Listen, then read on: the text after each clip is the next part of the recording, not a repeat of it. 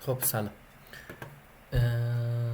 امروز قصد داریم اون مباحثی که راجع به دیتا آنالیز داشتیم، مباحث مربوط به قبل ترین کردن یه مدل یادگیری ماشین، با هم دیگه مرور کنیم. چند تا بخش هست. بخش دیتا اکسترکشن که چجوری داده رو استخراج کنیم، پری پروسسینگ و کلینینگش چجوری پردازش و تمیزکاری داده ها رو انجام بدیم. بخش اکسپلوراتوری دیتا آنالیز یا تحلیل داده اکتشافی EDA، اوتلایر دیتکشن، ما مقادیر پرت رو پیدا کنیم و حذفشون کنیم و در نهایت فیچر انجینیرینگ که این کار این بخش رو کامل انجام بدیم. در اصل دیتا ما آماده است برای اینکه به خورد مدل های یادگیری ماشین بدیم. یه فایل جوپیتری هست که این بخشه که الان حالا تو اون چارت با هم دیگه دیدیم، اینجا قراره به ترتیب بریم جلو و نمونه کد و سمپل کدا رو ببینیم و با هم اجراشون کنیم.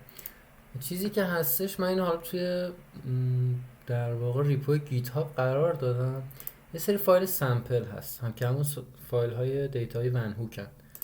اینا چند بخش دارن، همونطور که می‌بینید چند هر کدوم شیت های مختلفی دارن. من در واقع روی شیتی که تمرکز کردم اون شیت تی پی هستش. یه سری دیتا به ما میده از بیسلاین پروژه و مقادیری که جلو رفته. من الان یه دونه نمونه پیدا کنم که تی پی اگه داشته باشه، مثل این که اینجا یه پروژه کنترل تی پی 1 تی پی 2 تی پی 3 تی پی 4، در واقع هرچی پروژه جلوتر رفته مقادیر پر شدن و این دیتا های اینو من در اصل میخوام بگیرم. قسمت دیگه هم داره که ممکنه به درد بخورن، حالا بستگی به اون یوز کیسی که دارید و مدلی که میخواین ترین کنید شاید لازم باشه از شیت های دیگه استفاده کنید. ما فعلا تمرکز رو تی پی است. خب بریم فاز دیتا اکسترکشن. اول لایبرری که میخوایم با این در واقع ایمپورت میکنیم. من اینها رو هر تو ریپو گیت هاب اینا قرار ندارم، چون حجم فایل ها زیاده رو ریپو قرار ندارم ریپو گیت هاب، ولی یه فولدر سامپل ساختم. همه فایل های اکسلی که هم در واقع فایل ام اس پی هستن قرار دادم اونجا که الان من مثلا یه نماش لیست میکنم. با او اس میتونید لیست بکنید که در واقع ببینید چه فایل هایی رو داخل اون دایرکتوری دارید.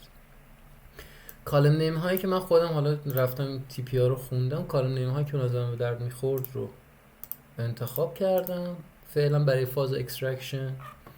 بعد میام از همین فقط یه دیتا فریم خالی فعلا درست میکنم از همین کالم نیم ها. یه دیتا فریم خالی درست میکنم، کالم نیم رو اجرا کنم. خب یه دیتا فریم خالی الان از فقط کالم نیم دارم. حالا میخوایم دیتا فریم رو پر کنیم. کاری که انجام میدیم چیه؟ اینه که ما یادتون باشه راجع به رجکت صحبت کردیم که رجکت یه جور پترن ریکگنیشنه. ما این پترن ها رو مثلا توی اسم فایل ها میخوایم تشخیص بدیم. الان پترنی که میخوایم تشخیص بدیم روی در واقع شیت ها هستش. شیت هایی که داخل فایل اکسل هستن ما میخوایم این پترن ها رو داخلشون پیدا کنیم که اونا چجوریه؟ معمولا با تی پی ان و بین 0 تا 9، یعنی مثلا تی پی 0 1 2 3 4 5 تا 9 تکرار میشن. حتی ببخشید 9 اینجا چیزه، یعنی یه عددی بعدش هستش. صرف مثلا ممکن 12 باشه، تی پی 12 باشه. این رجکسه میاد رو مچ میکنه. اگه این همچین شیتی پیدا بکنه داخلش، حالا سعی میکنه که اون فایل اکسل رو بخونیم و شیت نیمی که بهش میدیم همون اسم اون شیتیه که میخوایم و این شیت ها رو جمع آوری میکنیم و دقت هم کنید که ما آخریش رو میخوایم، فاینال تی پی رو میخوایم، چون دیتا تکراریه دیگه. ما فقط اون آخرین فایل تی پی میخوایم که همه دیتا کامل داخل توشه. اونو میگیریم. اینجا یه سری در واقع حالا یه سری ستون‌ها که به دردمون نمیخوره. اگه دقت کنید فایل خیلی تمیز نیستن. مثلا اینجا یه فایل کاست داریم کلا اینور و خب به درمون نمیخوره. خیلی دیتا چیزی هم نشه، ممکن توی یه سری یوز کیس ها به دردتون بخوره. ولی من توجه رو همین در واقع شیتیه که اینجاست، این تیبلی که اینجاست و اینجا اونا رو در میاریم و اضافه میکنیم. یه دی اف لیستی من اینجا تعریف کردم که همه در واقع دیتا فریم ها اون فایلایی که اکسترکت میکنه از هر فایل میذارم بالا. این فایل با هم دیگه ران میکنیم. من یه سری جا گفتم که مثلا بعضی فایل تی پی ندارن. خب یه پرینت لاگری گذاشتن که به من نشون میده کدومو دارن کدومو ندارن. این میاد در اصل تمام همه اون فایل ها رو اکسترکت میکنه، اما یکم طول میکشه. مثلا 18% این فایل ها که اینجا وجود دارن فایل شیت تی پی ندارن. خب که خب با اونا کاری نداره. فاز بعدی دیتا پروسسینگ، اون فایلی که اکسترکت کردی، این فاز اکسترکشن دیتا انجام شد. حالا میخوام ببینیم که تا الان چی داره. اینو اجرا میکنیم. این الان در واقع اون دیتاییه که ما تا الان استخراج کردیم. خب همونطور که میبینید یه سری مسائل داره، مثلا دوریشنش عدد نیست، مثلا دی داره، اور و دی ترکیب ممکن داشته باشه و مثلا ریسورس دیمنت ها خیلی مقادیر نن زیاد داره و خب اینا رو باید بشین هندل کنیم. اولین کاری که مثلا میتونیم انجام بدیم برای بخش هم دوریشن هاست، ما دویه رجکس می‌نویسیم از دوریشن ها که حالا نمیخوام تو دیتیل دقیقا رجکس برم. شما مثلا از ابزارهای چت جی پی تی یا همین کلاد استفاده بکنید، خیلی میتونید راحت این رجکس رو در بیارید واسه سامپل دیتا که می‌بینید. ولی دقت کنید مثلا دی داره داخلش روش، اچ داره داخلش روش، اومده همه حالتهای مختلف اینها رو بررسی میکنه و میاد اون عدد رو از بین این استخراج میکنه. این در واقع کلیت کاری که این رجکس اینجا انجام میده که ما میایم وقتی که این ران بکنیم میاد دوریشن ها و اکچوال دوریشن ها، اون دو تا بخشی که حروف دی و اچ داخلش توش دارن، اونا رو از توش استخراج میکنه. این یه نمونه کلینینگ دیتا است، ما داریم دیتا رو تمیز میکنیم. بعد یه سری دوریشن ها اکچوال کاست ها توتال کاست ها صفرن و خب اینا به دردمون نمیخورن، یعنی اصلا مقادیرشون هم نن نیستن که بگیم وجود ندارن، وجود دارن ولی صفرن. ما مثلا اینا رو میتونیم حذف کنیم. کاری هم که میشه کرد همیشه قبلش یه لاگر رو قبل و بعدش بذاری که ببینید دقیقاً چقدر دیتا داره میره. مثلا اینجا حدوداً انگار نزدیک 300 تا دیتا حذف میشه وقتی اینا که صفر هستن رو حذف میکنیم. یه موقع مثلا حجم زیادی از دیتاتون نره، اگه حجم زیادی از دیتاتون میره مثلا بررسی کنید ببینید دقیقاً چه اتفاقی میفته. یه سری در واقع دیتا پروسسینگ هایی که داریم، پری پروسسینگ هایی که داریم ممکنه خیلی خلاقیت محورتر باشه، یا مثلا خود دامین رو شما میشناسید و نیاز داشته باشید که بر اساس اون تصمیم بگیرید. مثلا یه نمونهش این که اینجا انجام شده چیه، اینکه توتال کاست و اکچوال کاست یه منطقی باید داشته باشن، نمیشه خیلی اختلاف زیاد داشته باشن. اون اختلاف خیلی زیاد منظورم چیه، اینکه یا مثلا نسبتشون 100 برابر باشه یا 1% باشه، یعنی اکچوال کاست 100 برابر اون کاستی باشه که پیش می شد. حالا این صده در واقع اینتویشنه که مثلا من به این نتیجه رسیدم با اون پروژه کار کرده بودم، ولی ممکنه که اشتباه باشه، ممکنه مثلا شما این نتیجه دیگه برسید، ولی مثلا چیزی که از یه حدی بیشتر غیر منطقیه و احتمالاً اون دیتای ولیدی نیستش که ما ازش استفاده کنیم. که این تیکه کد ما میایم در واقع اونهایی که بیشتر از 100 یا کمتر از 1% هستن رو فیلتر میکنیم. داپلیکیت ها اونجا حذف میکنیم که خب داپلیکیتی وجود نداشته، همون ثابت میمونه، ولی وقتی که اون مقادیری که نسبت اکچوال کاست به توتال کاست خیلی منطقی نیست حذف میکنیم، اونجا هم نزدیک 300 تا دوباره دیتا از بین میره. و در نهایت میایم اون در واقع ستون هایی که به دردمون میخوره رو نگه میداریم. حالا این ستون هایی که در واقع به درد نمیخوره ما اینجا حذف میکنیم. در نهایت با همین چین دیتا در ارتباطیم که تقریبا تمیزه و حالا میتونیم بیایم روی این ایده انجام بدیم. بخش ایده دوره ما اینجا سعی میکنیم همه پلات رو با پلاتلی درست کنیم، به خاطر حال تمیز بودن حالا جلوتر میفهمیم که چرا استفاده میکنیم. یه سری فیچر انجینیرینگ خیلی ساده اینجا میتونیم انجام بدیم، مثل کاست واریانس که مثلا اکچوال کاست چقدر بوده، توتال کاست چقدر بوده، اختلاف اینو مثلا بذاریم توی داخل کاست واریانس. یا دیوریشن واریانس، در واقع طول مدت اون تسک یا اون پروژه واریانسش چقدر بوده، اختلافش با اصلی اکچوالش و چیزی که اتفاق افتاده و اون که پیش بینی شده چقدر بوده. یا پرسنتیجش رو در بیاریم برای همین دو تا موردی که صحبت کردیم که چند درصد اختلاف داشته. کاری که میتونیم بکنیم معمولا برای اول کار میتونیم ما یه پیر پلات درست کنیم.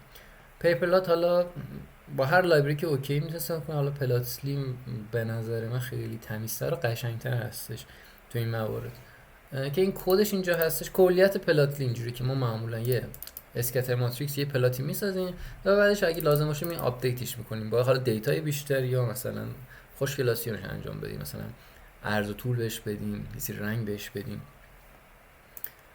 که این پیر پلات اگه ما رام بکنیم همچین پیر پلاتی ما میده که حالا الان رنگ داره بر اساس تسک آیدی میده، شاید مثلا خیلی خوب نباشه، حالا باز بستگی به انتخاب خودتون داره. میتونید کالرش رو بردارید، یا میتونید یه کار خوبی که میشه که مثلا حالا پروژکت نیمو از داخل این چیز حذف کردیم، از داخل این دیتا که در نهایت گرفتیم تو فاز پری پروسسینگ. میتونید مثلا یه کالر بر اساس پروژه بدید که ببینید هر تسکی داره چه اتفاقی براش میفته. این به این ترتیب. یه کار دیگه که میشه انجام داد، ما میتونیم پلات درست کنیم، بار پلات درست کنیم از هزینه و زمان، بریم دقیقا داره چه اتفاقی میفته و از این فیچرهایی که اینجا ساختیم میتونیم استفاده کنیم. اینجا ما یه سری اول پلات رو نشون میدم، بعد میریم سراغ دیتیلش. این یه سری پلاته. حالا اینا رو مثلا با مات پلات بکشین خیلی معلوم نیست، الان اگه دقت کنید خیلی معلوم نیست داره چه اتفاقی میفته، ولی پلات یه چیز خوبی که داره ما میتونیم زوم بکنیم. مثلا من میخوام روی این قسمت دیتام زوم کنم ببینم دقیقاً داره چه اتفاقی میفته، یا حتی بیشتر زوم کنم. اینجا من میتونم اگه مثلا اینجا گزینه پن داره میتونم جابجا کنم و ببینم که دقیقاً چه اتفاقی داره میفته. مثلا این چیزی که هست اینجا یه دونه لجند دارم من که پلند کاست، اکچوال کاست، پلند دوریشن و اکچوال دوریشن رو نشون میده، که حالا این الان پلاتی ساب پلاتی که در از توشم پلند ورسوس اکچوال کاست داره هزینه رو با هم دیگه مقایسه میکنه. که اینجا مثلا من باز هم میتونم بیشتر زوم کنم و اینجا بیام مثلا ببینم که اوکی برای تسک آیدی شماره مثلا 3537 اینقدر اکچوال کاستش بود، اینقدر پلن کاستش بود. برای بخش‌های مختلف تو مقایسه کنم. همچنین برای دوریشن هم ما اینجا میتونیم باز زوم کنیم و ببینیم که داره چه اتفاقی میفته. یه راه بهتر میتونه این قضیه باشه که ما اینو سورت کنیم، یعنی سورت کنیم روی دوریشن و مثلا یه حالتی ببینیم که بازه‌های در واقع بیشتر چی هن و بازهای کمترش با هم مقایسه کنیم، شاید بهتر باشه. این حالا کلیت یه ویژوالایزیشن این دیتا خیلی زیاده، چون هم نزدیک دیتا که درست میکنیم در نهایت نزدیک بکنم 7000 تا 6907 تا دیتاست، یکم زیاده. باز اینو میتونید شما بیشتر فیلتر کنید، یعنی مثلا فقط برای یه سری پروژه خاص نگاه کنید، یا مثلا بگی که مثلا پروژه کاست یا دورشین از یه حدی بیشتر باشه نگاه کنید.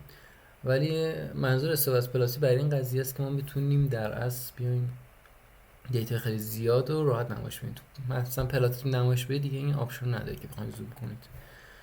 و در نهایت حالا مثلا میتونیم هزینه versus duration versus زمان رو با هم دیگه مقایسه کنیم، که اینجا یه سری در واقع ستونه در واقع محور x مون duration variance و ستون و محور y مون cost variance، اون دوتایی که با هم دیگه ساختیم فیچر انجینیری انجام دادیم. و اینجا میتونیم حالا قسمت های مختلف رو ببینیم و بابل ساید هم توتال کاسته که هزینه کلیش چقدر بوده، که هرچی توتال کاستش بیشتر باشه هزینهش خیلی بیشتر بوده. و اینجا مثلا ما میتونیم دوباره بیایم این چارت رو با هم آنالیز کنیم. یه حالت با اسکاتر پلاته ولی بهش میگم بابل چارت، به خاطر اینکه اون شما میتونید یه بعد سوم هم اضافه کنید بهش و اون در اصل قطر این حباب ها هستش. و در نهایت مثلا یه پروژه سامری استاتیک داریم که چقدر کلا پروژه است، که این تسک در اصل اینجا کلا چقدر پلن بوده، اکچوالش چقدر بوده، کاست وریانس کلی چقدر بوده و چیزهای دیگه. این در واقع کارهایی که میتونیم با پلاتا انجام بدیم. و حالا بریم داخل کدش. کلیتی که هستش این که شما همیشه یه دیتا فریم دارید، اینجا یه سری ساب پلات درست میکنید و اینجا یه سری تریس اضافه میکنید که تریسه در اصل مثلا این پلند کاسته، این اکچوال کاسته، در واقع همین این چیزهایی که هستن که این بالا میبینید. یه سری تریس اضافه میکنید بهشون، یه بعد دیتا، و حالا میتونید لیاتتون رو آپدیت کنید، تایتل بدید بهش. و ما چند تا ساب پلات ساختیم، یعنی برای هر ساب پلات حالا یا اسکاتر میسازیم یا اچ لاین وی لاین میسازیم یا انوتیشن اضافه میکنیم و همینجوری میتونید آپدیت کنیم. و مثلا اینجا هم یه تیبل ساختیم، تیبل سامری بوده که در نهایت نشون داده شده. اینا در اصل یه سری ساب پلاتن که شما داخل هر ساب پلات میتونید حالا بار چارت میخوایم بسازید، اسکاتر پلات میخوایم بسازید، میخوایم مثلا یه سامری نشون بدید، چه این کارها رو انجام بدید.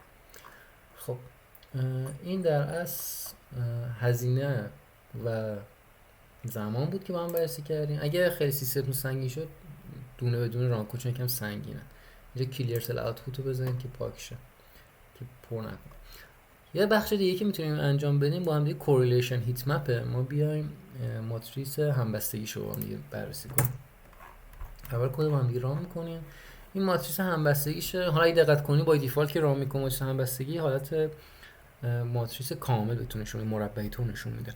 ولی ما خب مثلا چیزی بالاش به دردمون نمیخوره. اینجا در اصل اومدیم یه ماتریس پایین مثلثی درست کردیم که فقط اون در واقع اون قسمتی که برام مهمه، مثلا قطرش هم برام مهم نیست. چرا قطرش برام مهم نیست؟ چون مثلا کوریلیشن دوریشن با دوریشن یک، یعنی مقادیر قطر همشون یکن و خب خیلی دیتا به ما نمیدن.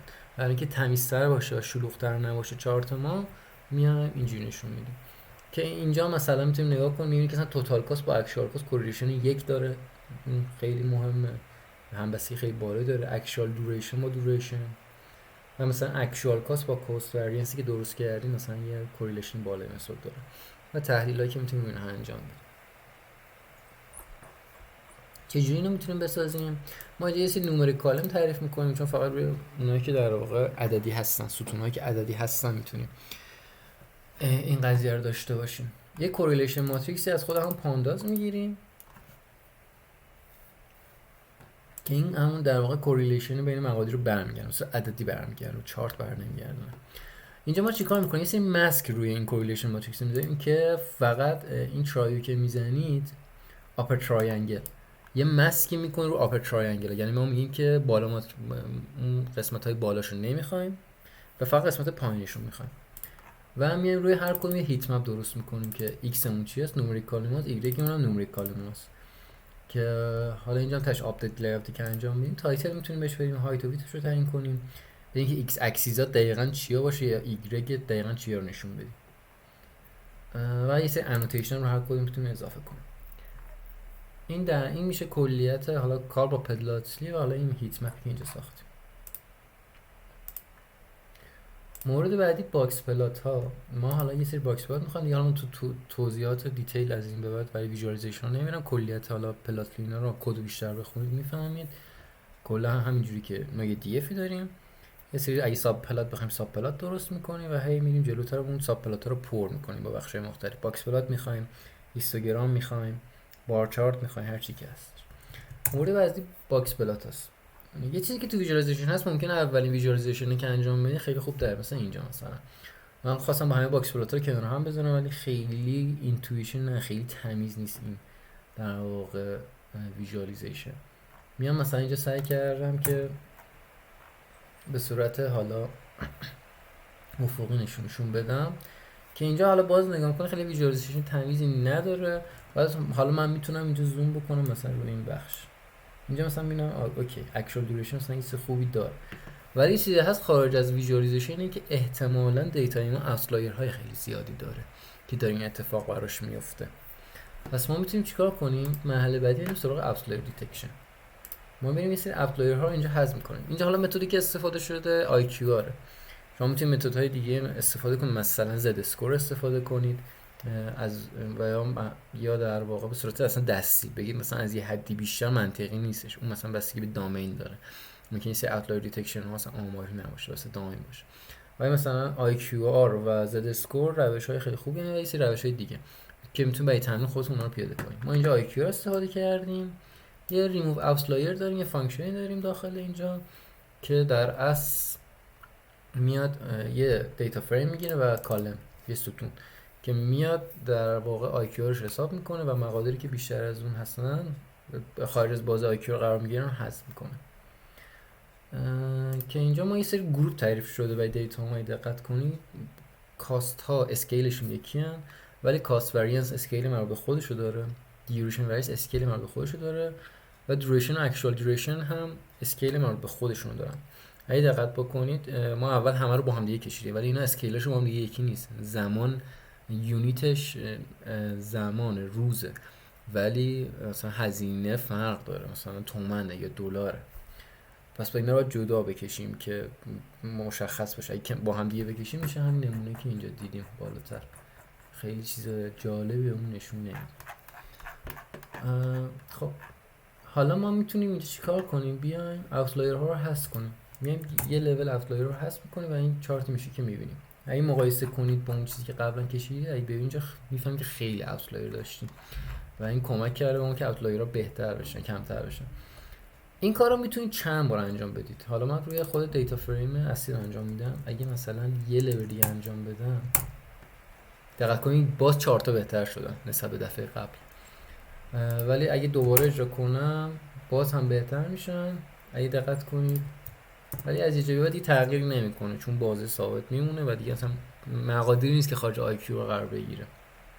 ولی اگه دقت کنید ممکنه مثلا تو کوست واریانس و دوریشن واریانس من خیلی اوتلایر ریمووال انجام دادم، خیلی زیادی هست که میکردم، کلا یه حالت اینجوری شدن. این حالا باز بستگی داره، شما باید سعی خطا بکنید، برید با روش های مختلف امتحان کنید. شاید مثلا یه روش چند بار امتحان کنید، یا مثلا بازه هاشو خودتون دستی تغییر بدید. اینا هی در واقع یه لوپ تکراری، هی باید اینکریمنت ها هی برید چک کنید، نتایج رو ببینید، دوباره اگه لازم باشه عوض کنید یا دوباره تکرار کنید. که الان مثلا دوریشن و اکچوال دوریشن یه حالت خیلی خوبی گرفتن. شما اینجا یه روش هم هاور کنید، در واقع اون توی باکس پلات ما 5 قسمت داریم: مینیموم، ماکسیموم، کیو 1 و کیو 3، چارک اول، چارک سوم و مدین، که اینجا بهتون نشون میده وقتی روش هاور بکنید که دقیقاً مکسش 11 مثلا، مینش مثلا همچین عددیه، اکچوال در واقع کیو 1 و مدین و کیو 3 هم میتونید نگاه کنید. این پس میشه در واقع باکس پلات و ویژوالیزیشن و انیمال دیتکشن، اوتلایر دیتکشن. فقط مسئله که هستش اگه دقت کنین فرایند یکم به هم وابسته اینها. یعنی شما ایده انجام میدید، دیتا رو یه سری نگاه میکنید و میبینید مثلا این قسمتش نیاز داره یه سری تغییر انجام بشه، این قسمتش لازم مثلا یه پروسسی روش انجام بدم، من یه اوتلایر رو از تو این حذف کنم.